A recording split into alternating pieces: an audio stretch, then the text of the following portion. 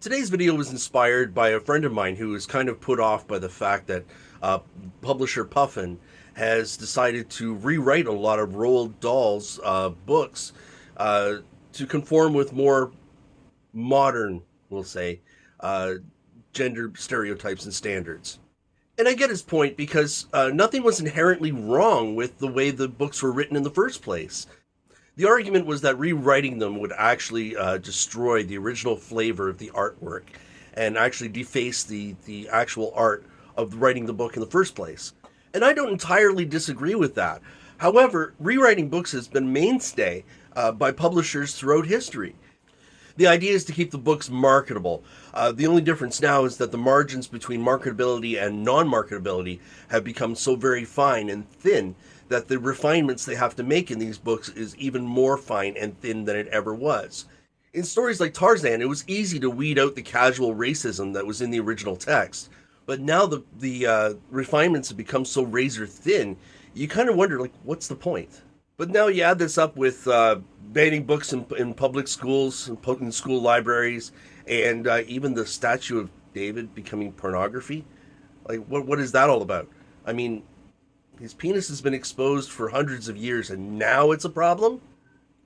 I don't get it. It all comes down to culture and art being the latest battlegrounds in the political hypocrisy that we've come to know and love. COVID didn't cause any of the problems in our society right now, but like putting a fine finish on a dented car, it certainly exposed all the flaws. Like wild conspiracy theories over government domination to COVID vaccine theories, to renewed debates on what's causing climate change, to condemning art and culture, and even, and this is true, debating flat earth philosophies on Facebook. I saw that and it just cracked me up. It's like, how do you even defend a flat earth? How do you get on the internet? The internet, the pinnacle of scientific collaboration, and say that the earth is flat? The most unscientific thing you ever heard. I mean, it doesn't make any sense. But that's where we are today with our society. We're in a world where everyone is fighting to figure out what's true, nobody trusts anybody else, and the world of science and technology, although it rules our lives, we have no control over it. I think this is what it boils down to. Who has control of what?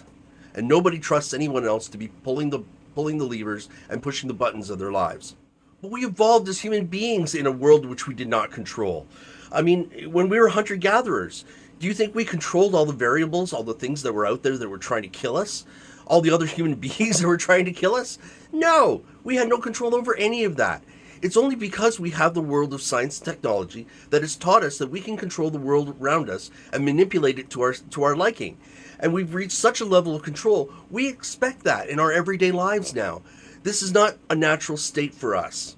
And if we are going to survive and evolve as a human species, we have to stop focusing on such elements like control and controlling our environment and learn to work within it.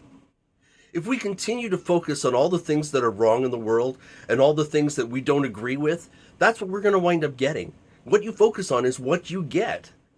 The human brain is not designed to comprehend a negative. Now, don't take my word for it. I'm going to prove it to you right now. This will only take a few seconds. Here it goes. Don't think of a fuzzy bunny. Ah, you thought of a fuzzy bunny, didn't you? Because the human brain can't comprehend a negative. That's how skiers don't run into trees. If you say, don't run into a tree, don't run into a tree, don't run into a tree, what are you focusing on? You're focusing on the trees. And if you keep focusing on the trees, you're most certainly going to run into it. Same thing in society. We're focusing on the negatives. We're focusing on the things we don't like. And the more we focus on the things we don't like, the more we're going to get them. And the more they come our way. And the more we have to be angry about. And the more things that aren't in our control. And oh my God, the world's going crazy. So how do skiers actually, like, not run into trees? Well, they have a simple focus. It's stay on the path. Stay on the path. Stay on the path. And what they end up doing is they end up staying on the path, and they notice that there's a lot more snow, there's a lot more path. There aren't quite as many trees as what it looks like when you're only focusing on the trees, which is an amazing concept. That's something we need to relearn as a human species. Instead of figuring out what's wrong and how we can control it, we need to figure out how we can navigate it. How we can make our way through this forest of trees that there's this tiny little path through. And that's a skill we've lost. I have to give credit to Simon Sinek for giving me this conceptual idea in order to express it to you today. If you don't know who he is and you're not familiar with his work, check him out. You'll be glad you did. It's well worth the time invested to find out what he's about. I understand this is a time in history where we feel we have no control over our circumstances. We don't have control over our own political systems, the environment in which we're in, or a lot of other things in our lives. But one certain way not to have control is to focus on the things that we can't control, such as large-scale politics, such as debating over things that we can't control, like climate change. We have to basically accept things for the way they are. And if you want to have more control over your life, list the problems that you have. Find a problem and try to navigate around it using current circumstance without changing any of the circumstances around you. Try to navigate through this problem. And when an obstacle presents itself, just try and find a workaround. Work around that problem.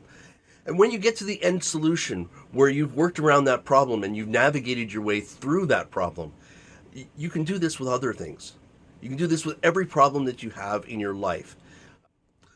Aside from things like, terminal cancer and things like that. I have to be realistic. I mean, I don't want to turn this into like a positive thinking seminar, and that'll change everything in your life because it only changes so much. Anyhow, that's all I have for today. I hope you found it helpful. Thanks for watching, and I'll see you next time. If you found this video helpful, please like, share, subscribe, and ring that bell for more content. Thank you very much. Until next time.